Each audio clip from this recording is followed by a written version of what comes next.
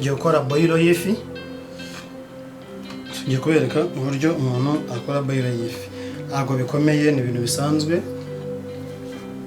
Turifashisha pavuro y'icyatsi, twifashishe karoti, twifashishe igitunguru gisanzwe, twifatishe alix cyangwa se poiro, twifashishe inyanya, twifashishe n'uduseri dukeya, hanyuma dore ifi zacu ngizi. Okay? Nyuma tugiye gucana hariya, dushyiramo amazi, tubanza dukatiremo imboga zacu, hanyuma tuze gushyiramo ifi yacu. Okay? Mukurikire murebe uko ngiye kubikora.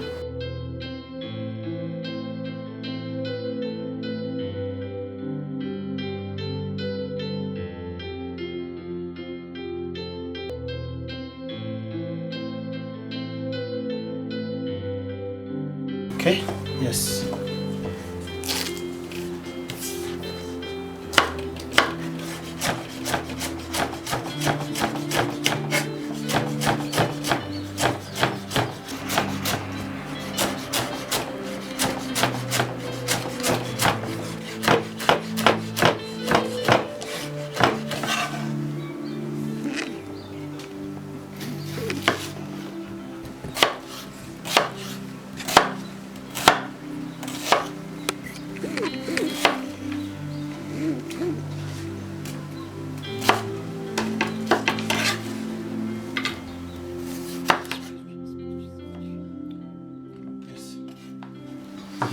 Dushyiramo na pavuro y'icyatsi.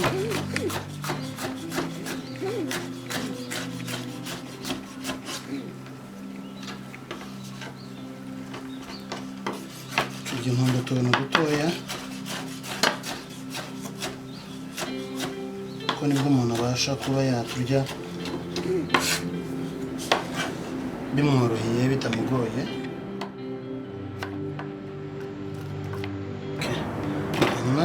Turakata na karoti,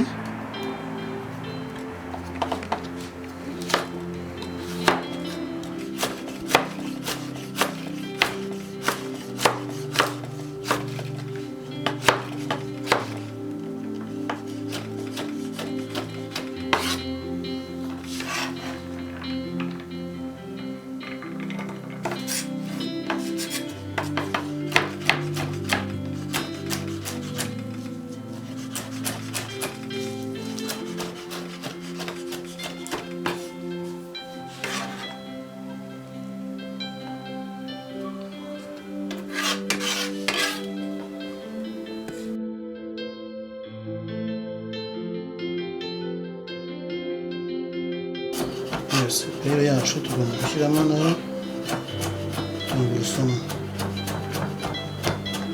Tugomba kudukata ari dutoya kugira ngo tuze tumeze neza.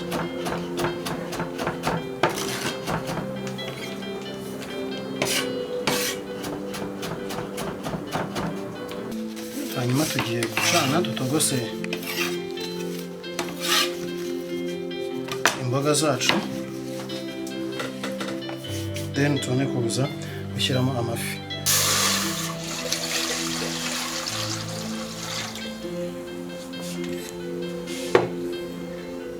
Maze gucana twamaze gushyiramo amazi, then turashyiramo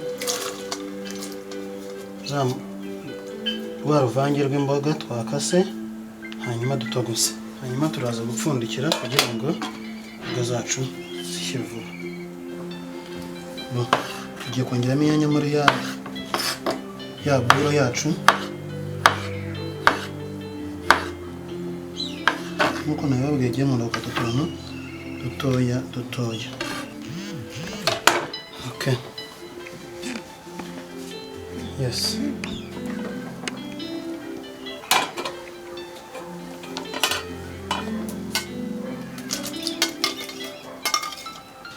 Yes, urabona ko byatangiye guhindura, bigenda birushaho gushya.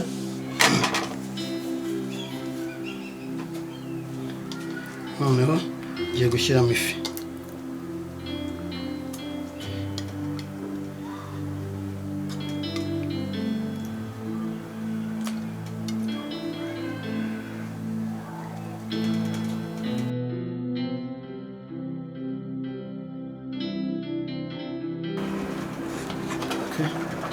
Wow. See the boy.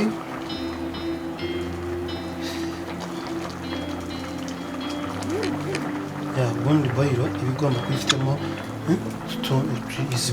izi mboga. Rero yacu irimo irashya, ngubu harabura gatoya tukayarura.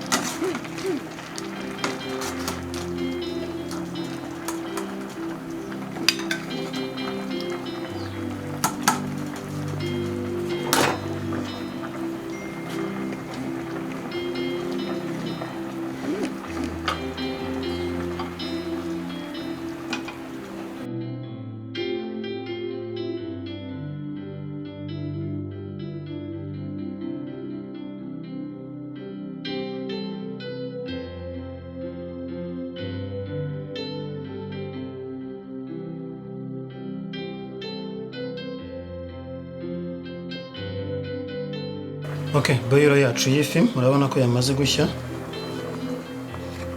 Na testinga mwumva. Yes. Boyiro yacu nuko nguko yahiye, imeze neza, iraryoshye. So, mwakoze kunkurikirana, mukomeze mukore subscribe, share na comment niba mwakunze video zacu.